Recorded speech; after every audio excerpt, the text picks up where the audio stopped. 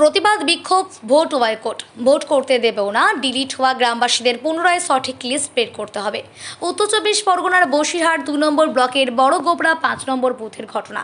এই বুথে মোট ভোটারের সংখ্যা ছিল 964 জন, তার মধ্যে 340 জন বিচারাধীন ছিল। খসড়া তালিকায় 340 জনের নামের ওপরে আন্ডার অ্যাডজুডিকেশনে অন্তর্ভুক্ত হয়। সাপ্লিমেন্টারি তালিকা প্রকাশ হওয়ার পর দেখা যায় 340 জনের নামই ডিলিট বা বাদ দেওয়া হয়েছে। বিএলও মোহাম্মদ শফিউল আলমের নিজের নামও বাদ চলে যায়। বাদ পড়া ভোটাররা রাতে বিএলওর বাড়িতে গিয়ে কোনো সদুত্তর না পেয়ে রাস্তায় নেমে বিক্ষোভ দেখায়।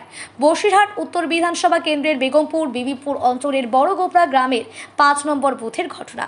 বসিরহাট 2 নম্বর ব্লকের বেগমপুর বিবিপুর অঞ্চলের বড় গোবরা গ্রাম পঞ্চায়েতের 5 নম্বর বুথে মোট ভোটার সংখ্যা 992 জন।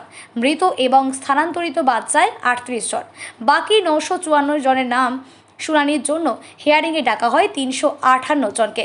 মাত্র 18 জনের নাম খসড়া তালিকায় সমাধান হয়। বাকি 340 জনের নাম আন্ডার অ্যাডজুডিকেশনে অন্তর্ভুক্ত হয়।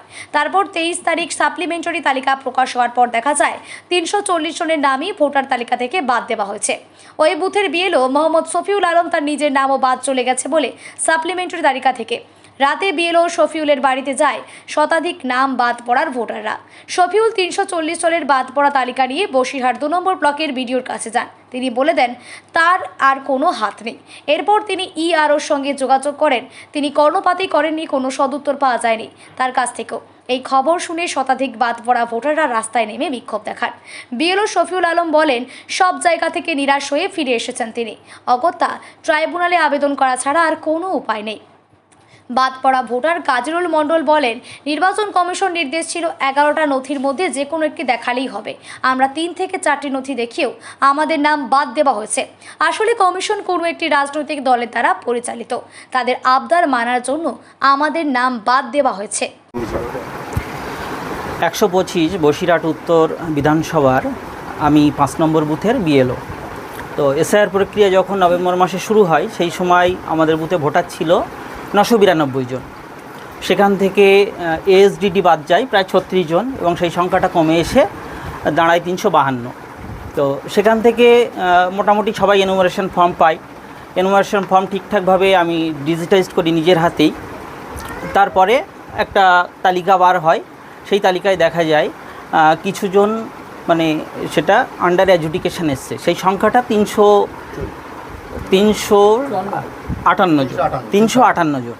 তো সেখান থেকে হিয়ারিং পরবর্তী 17-18 জনের নাম মোটামুটি ক্লিয়ার হয়ে যায়, অ্যাপ্রুভ হয়ে যায়।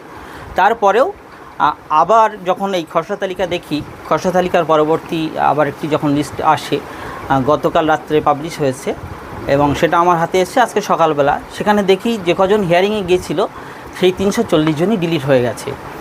এর মধ্যে অধিকাংশের ক্ষেত্রে আমাদের এই বুথটা খুব এডুকেটেড বুথ। 5 নম্বর বুথ ছোটো এরিয়া, কিন্তু হেড বেশি, ভোটার সংখ্যা অনেক। তো সেই 952 জনের মধ্যে 340 জন আন্ডার অ্যাডজুডিকেশন হয় এবং 340 জনই পরবর্তী সময় আজকে সকালে দেখি যে ডিলিট হয়ে গেছে। তার মধ্যে আমি নিজেও আছি। আমি নিজেও সার্ভিস করি, প্রাইমারি স্কুল শিক্ষক, সন্দেশখালী সার্কেল। এবং আমার পরিবারের অনেকেই আছেন যারা 2002 সালের ভোটার, তাদের 48 জনকে ডিলিট করেছে 2002 সাল। আমি আজকে বিডিও অফিসে গিয়েছিলাম, সকাল থেকেই এই বিষয়ে কাজ করছি। তো বিডিও সাহেবের সঙ্গে কথা বললাম। বিডিও সাহেব একটাই কথা বললেন যে আমাদের কোনো হাত নেই, এই মুহূর্তে আপনাদের প্রত্যেকেই ট্রাইব্যুনালে অ্যাপ্লাই করতে হবে। সেটা অফলাইনেও হতে পারে, অনলাইনেও হতে পারে। ইআরও সাহেবের সঙ্গে কথা বললাম। ইআরও সাহেব কর্ণপাত করলেন না বিষয়টা নিয়ে। এই ইআরও সাহেব এই মুহূর্তে আমাদের এখান থেকে ট্রান্সফার হয়ে গেছেন, তিনিও বিষয়টা নিয়ে মুখ খুললেন না এবং প্রত্যেকেই ওই একটাই সাজেশন আমাকে দিয়েছেন যে তাদের হাত থেকে বিষয়টা বেরিয়ে গেছে এবং ট্রাইব্যুনালেই আমাদের অ্যাপ্লাই করতে হবে। আপনাকে অবাক লাগছে না? অবশ্যই অবাক লাগছে, কারণ আমি তো নিজে হাতে সমস্ত ভোটারদের কাজগুলো করেছি।